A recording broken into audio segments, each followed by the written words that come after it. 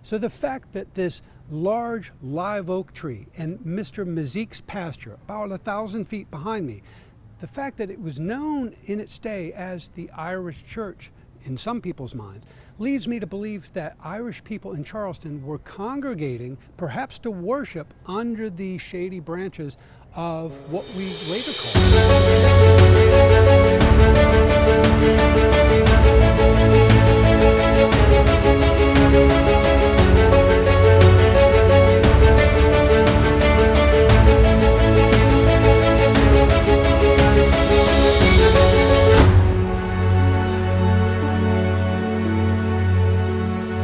Hi, this is Nick Butler from the Charleston County Public Library. Welcome to Ireland.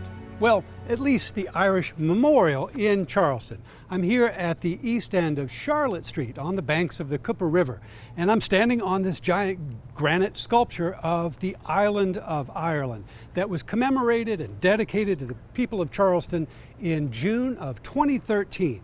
And if you haven't visited this Irish Memorial Park, it's definitely worth a visit. We're right here is a green space. It's technically called the Charlotte Street Park, but everybody calls this the Irish Memorial. There was a big to-do here in the summer of 2013 when dignitaries from the city of Charleston and all over Ireland came to dedicate this place to the memory of those tens of thousands of Irish people who came into the port of Charleston and spread out throughout South Carolina and beyond, and who really contributed in many different ways to the history of South Carolina. A few years ago, I did a podcast, episode number 57, in case you're interested, about one particular Irishman named James Hoban. James was a native of County Kilkenny, which is right about here on this big granite map. And he was born in 1755 and went to Dublin, just a little bit to my right on this big granite map, and studied drafting and architecture. And he came to South Carolina in the late 1780s after he had tried out Philadelphia for a while. So James Hoban came here, started practicing as an architect and as a draftsman and as a master carpenter, a house builder, if you will. And he managed to meet a lot of the right people in Charleston and impress some people with his skills. And when George Washington made his southern tour in 1791, James Hoban met President Washington here in Charleston.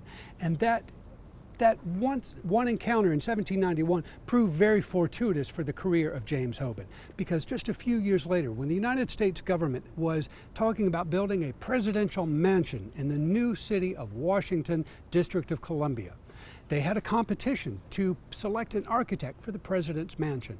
And George Washington put in a kind word for James Hoban. James Hoban left Charleston in the early 1790s, mid-1790s, and went up to Washington, D.C., designed the White House, Treasury Building, several other structures, and lived the rest of his life in Washington, D.C., dying in 1831. So James Hoban is just one example of the many creative, talented Irish people who left the Emerald Isle that we see here in granite at the east end of Charlotte Street and came to this green port of Charleston and made a difference for a few years and was part of this Irish community in Charleston. Earlier this summer, I did a couple of podcasts about the Liberty Tree in Charleston. And if you remember, that tree was near the intersection of Alexander and Charlotte Streets in the neighborhood called Maziqueboro. Well, that's about 1,000 feet directly behind me here in Charlotte Street. So there's actually an Irish connection to the Liberty Tree story. And I purposefully left this out of my Liberty Tree podcast because I wanted to save it for its own program. So in the near future, I'm going to construct another podcast about a phenomenon that most people have never heard of, and I stumbled into it while I was researching the Liberty Tree. Now, the Liberty Tree is associated with the American Revolution and pro-American ideas just in the early days, in the decade leading up to the American Revolution.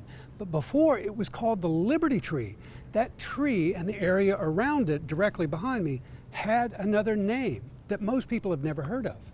It was called, according to the newspapers of the day, it was called the Irish Church. And I don't quite understand why it was called the Irish Church, but I think that name is very intriguing. Remember, in colonial era South Carolina, Catholicism was not legally recognized. There were no Catholic churches, but there were plenty of Irish Catholics who were coming through the port of Charleston. Some of them felt welcome and stayed here, others not so much and moved on. But in either case, Irish Catholics had to keep their religion kind of under their hat until after the American Revolution.